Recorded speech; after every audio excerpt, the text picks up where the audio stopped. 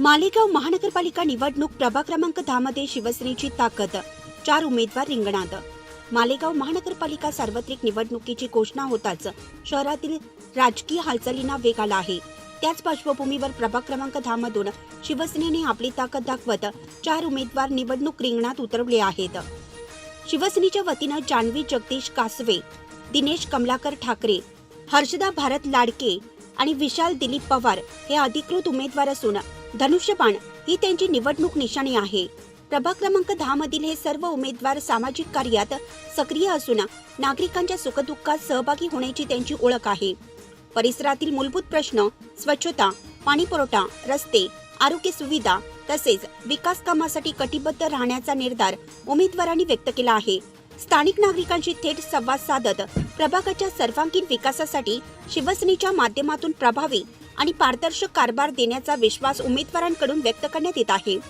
घटनात्मक ताकद, अनुभवी नेतृत्व आणि जनतेशी असलेला थेट संपर्क यामुळे प्रभाग क्रमांक 10 मध्ये शिवसेनेच्या उमेदवारांकडे नागरिकांचे लक्ष केंद्रित होत आहे।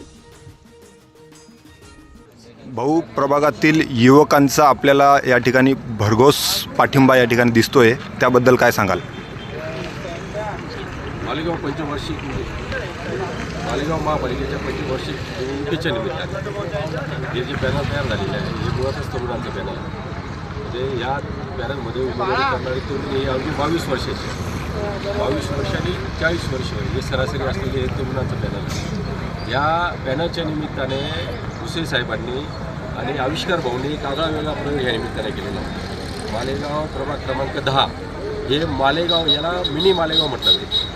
या प्रभागामध्ये सर्व समाज घटकाची या ठिकाणी लोकसंख्या आहे आणि या सगळ्या समाज संख्येला लक्षात घेऊन या उमेदवारी झालेल्या आहेत। आता मागच्या अनेक वर्षापासून जी तरुण मंडळी या ठिकाणी आविष्कार भाऊंच्या नेतृत्वाखाली एकत्र आलेली आहे, त्यांना विकासाचा एक नवा मार्ग सापडलेला आहे, त्यांच्या हाताला रोजगार भेटलेला आहे, हा विश्वास इथल्या तरुणांच्या मनात आहे। आणि म्हणून ही तरुणाई अतिशय उत्स्फूर्तपणे त्यांना कुठलंही आमंत्रण निमंत्रण न देता ते त्यांच्या विभागामध्ये अतिशय जोरकसपणे धनुष्यबाणाचं, शिवसेनेचं, भुसे साहेबांचं काम पाहतो। आणि आम्हाला विश्वास आहे की ही निवडणूक सहज सोपी आहे, ही निवडणूक आव्हानांची नाही आहे।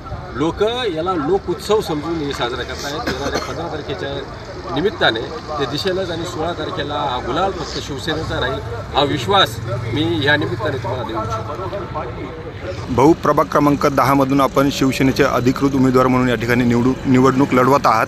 आपल्याला प्रचाराला सुद्धा चांगला प्रतिसाद या ठिकाणी मिळतो आहे, काय सांगाल? काय भावना आहेत आपल्या?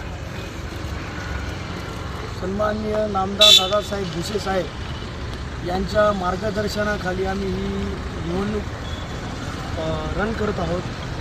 जनतेचा विकासाच्या मुद्द्यावर ही इलेक्शन लढत आहोत आणि जनतेचा साहेबांवर पूर्णपणे विश्वास आहे आणि त्यामुळे जनता आम्हाला जागोजागी आमचं ऑप्शन वगैरे करून आमचा पाठिंबा देत आहे आणि ते सांगतात की बुवा दादासाहेब हेच या विकासाचा एक चेहरा इथे राहिलेला आहे आणि तो तेच विकास करू शकतात। त्यांच्या माध्यमातून आम्ही 4 शिलेदार विकास विकास विकास घेऊन जनतेसमोर जात आहोत आणि आम्हाला चांगल्या पद्धतीने त्यांचा प्रतिसाद भेटत आहे। भाऊ, आपण म्हणालात की दादाजी भुसे यांच्या नेतृत्वाखाली आपण ही निवडणूक लढवत आहात आणि त्यांनी केलेल्या या ठिकाणी विकास कामांना सुद्धा चांगलं आपण या ठिकाणी बघतो आहे। निवडून आल्यानंतर आपण आपल्या विकास कामांना काय प्राधान्य असणार आहे, काय सांगाल? आम्ही विकास कामांना प्राधान्य, जे नगरपालिकेतून जे रस्ते, गटरी, पददीप वगैरे, लाईट्स वगैरे जे आहे तिथं आम्ही करणारच आहोत, पण त्यात सर्वात जास्त महिला सुरक्षेवर आम्ही भर देणार आहोत। निवडून आल्यानंतर आपण युवकांसाठी आणि महिलांसाठी या ठिकाणी आपल्या प्रभागामध्ये काय करण्याचा मानस ठेवला आहे, काय सांगाल? युवकांमध्ये आम्ही सर्वात जास्त असा मानस ठेवलेला आहे की बुवा हे आपण बघतोय आता बऱ्याचशा कट्ट्यांवर पोरं वगैरे बसतात, त्यांना रोजगार कसा उपलब्ध करून देऊ शकतो, व्यवसाय कसा त्यांचा उपलब्ध करू शकतो, महिलांचे हात कसे बळकट करू शकतो, याच्यावर आमचं सर्वात जास्त लक्ष केंद्रित राहणार आहे। प्रभागामधील आरोग्याबाबत ज्या समस्या आहेत त्या आपण निवडून आल्यानंतर कशा सोडवणार आहात? आरोग्याबाबतच्या ज्या समस्या त्या पहिलेच सर्व साहेबांनी सोडवून ठेवलेल्या आहे। तुम्ही मोसंपूरवर गेले तर ते 100 खाटांचं जे आपलं महिलांचं हॉस्पिटल आहे तिथला तुम्ही डिलेवरीचा आकडा घेऊ शकतात, तुम्हाला कळेल तिथे किती डिलेवरी साहेबांच्या याच्या मार्गदर्शनाखाली फ्रीमध्ये झालेल्या आहेत. 6,000पेक्षा जास्त डिलेवरी तिथे झालेल्या आहेत. आपल्या सामान्य रुग्णालय जे आहे तिथल्या सुविधा माझ्यापेक्षा तुम्ही जनतेला विचारा तिथे किती चांगल्या प्रकारच्या सुविधा आहेत. भाऊ, जाता जाता प्रभाग क्रमांक 10 मधील नागरिकांना आपण काय संदेश द्याल? की धनाच्या विरोधात जनशक्तीची एक लढाई आहे. तुम्ही धनाला सोडून जनशक्तीच्या पाठीमागे थांबा आणि जनता जनार्दनाचा विजय करा. आमचा विजय म्हणजे हा फक्त जनता जनार्दनाचा विजय आहे. नमो पार्वती पते हर हर महादेव जय. नमस्कार, मी सौ जान्हवी जगदीश कासवे. मी प्रभाग क्रमांक 10 मध्ये उमेदवारी करत आहे. शिवसेनेमार्फत उमेदवारी करत आहे. मी निवडून आल्यावर नक्कीच महिलांसाठी गृहउद्योग, महिला सुरक्षा व शैक्षणिक आरोग्य, मी एक नगरसेवक नाही तर लोकांचे जनसेवक म्हणून कायम त्यांच्या संपर्कात राहील. कायम त्यांच्यासाठी जे मला करता येईल मी ते सर्व करेल. जय हिंद, जय महाराष्ट्र. नमस्कार. प्रभाग क्रमांक 10 मध्ये माझे पती दिनेश कमलाकर ठाकरे उमेदवारी करत आहेत. मी पत्नी म्हणून त्यांचा प्रचार करत आहे. प्रचार करत असताना नागरिकांचा प्रतिसाद हा फार छान ठरत आहे. प्रत्येक व्यक्ती ही धनुष्यबाणाकडे लक्ष वेधून घेत आहे. पॅनल टू पॅनल मतदान चालू आहे. येत्या 15 तारखेला शिवसेनाच विजयी होणार. जय शिवसेना, जय महाराष्ट्र, जय शिवसेना. जय महाराष्ट्र. मी हर्षिता भारत लाडके, विभाग क्रमांक 10 शिवसेनेची उमेदवार. मी तुम्हाला सांगू इच्छिते की आपल्या प्रभागाची मी एक नगरसेविका नाही तर तुमची सेविका आहे. तुमच्या कुटुंबातला मी एक भाग आहे. तुमचे अनेक प्रश्न असतील जसे रस्ते, गटारी, स्वच्छता, अनेक समस्या असतील. तर या निवडणुकीमध्ये आम्हाला भरभराट मत देऊन शिवसेनेला विजय करा ही नम्र विनंती. येत्या 15 तारखेला शिवसेनेला भरभराट मत द्या आणि 4 उमेदवारांना विजय करा अशी नम्र विनंती. जय महाराष्ट्र. अजय चव्हाण, मी प्रभाग 10 मधून बोलते आहे. आणि आमच्या इथे जे उभे आहे 4 उमेदवार ते प्रत्येक पहिल्यापासूनच काम करत आहे आणि खूप चांगल्या प्रकारे काम करता आलेले आहे. आणि आता त्यांना उमेदवारी मिळालेली तर ते उमेदवारी मिळाल्यानंतर पण जर ते निवडून आलेच म्हणजे येतीलच, ह्याची 100% गॅरंटी आहे आम्हाला. ते निवडून आल्यावरती पण ते चांगलेच कामं करणार आहे. आणि तुम्ही अर्ध्या रात्री हे कोणीही असो, कोणताही प्रॉब्लेम असो, काही असो, तुम्ही आपल्या 4 उमेदवाराला जर केव्हाही फोन केला ते केव्हाही उपस्थित राहतील आणि केव्हाही तुमचे कामं करतील. मग ते कोणत्याही प्रकारची कामं असेल तरी. आणि 15 तारखेला आपल्याला इथे भरभरून सगळ्यांनी वोट द्यायचे आहे धनुष्यबाणाला. आणि आपल्याला ही उमेदवारी जिंकायचीच आहे. कारण की जिंकल्यावरतीच आपल्या पुढचा काय जो असेल ते सगळ्या गोष्टी आपल्याला करता येणार आहे. आतापर्यंत जेवढे कामं करण्यात आलेले त्याच्यावर चांगले कामं करू.